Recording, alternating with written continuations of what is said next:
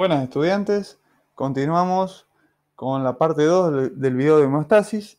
Recordemos que eh, este concepto es de suma importancia para la fisiología, ya que permite entender los mecanismos, cómo funcionan los mecanismos reguladores y por qué funcionan, ¿sí? Cuando esa constancia del medio interno se pierde. También tiene una importancia en el diagnóstico médico, ¿sí? Por ejemplo, en la medición del ambiente interno de la sangre, cuando ciertos valores se desvían de un rango promedio o de un rango normal, puede concluirse que no se está manteniendo la homeostasis. Por ejemplo, a nosotros como entrenadores, si vemos el análisis de sangre de uno de nuestros deportistas y vemos que su hematocrito está por debajo de lo normal, ¿sí? Podemos llegar a una conclusión de que su rendimiento no va a ser el óptimo porque el porcentaje de glóbulos rojos está bajo. Entonces podría tener una anemia, podría tener un sobreentrenamiento, o está con una mala alimentación, o está con un estrés, durmiendo poco, o podría tener otro tipo de patología que ya el médico debería verlo, ¿sí? Específicamente vamos a trabajar sobre cuáles son los mecanismos para mantener la homeostasis.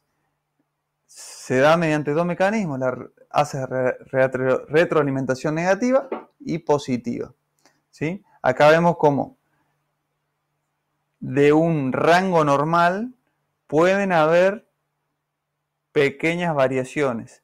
El organismo trata de mantener ese rango normal mediante este mecanismo, ¿sí?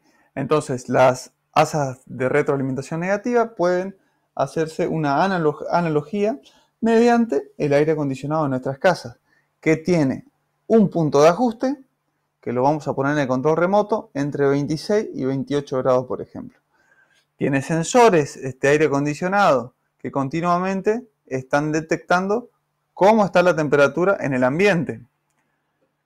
Tiene un centro integrador, que es la placa, y tiene un efector, que es el compresor, que arranca solo cuando la temperatura varía. Entonces, una vez que está puesto el punto de ajuste y los sensores sensan, por ejemplo, que la temperatura de ambiente aumentó, ¿sí?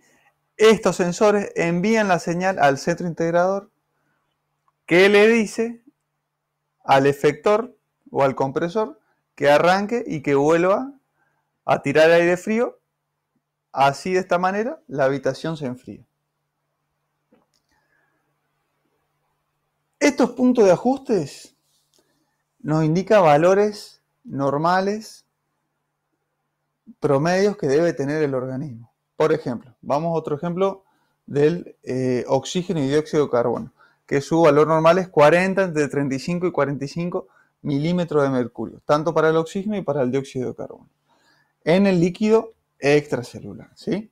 O sea, en el líquido que circula por los vasos y en el intersticio. Entonces, el oxígeno es una de las principales sustancias que requieren las células para todas las reacciones químicas, y el CO2 el principal producto final de estas reacciones químicas. Entonces, una concentración mayor de lo normal de CO2 en sangre excita al centro respiratorio, haciendo que la persona aumente su frecuencia respiratoria, o sea, respire más rápido y más profundamente, aumentando así la expiración de ese CO2 de la sangre y de los líquidos tisulares. Este proceso continúa hasta que la concentración de dióxido de carbono vuelva a la normalidad.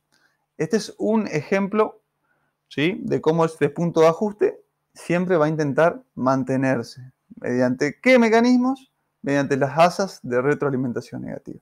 En el siguiente video vamos a ver otro ejemplo acerca de la temperatura del organismo, ¿sí?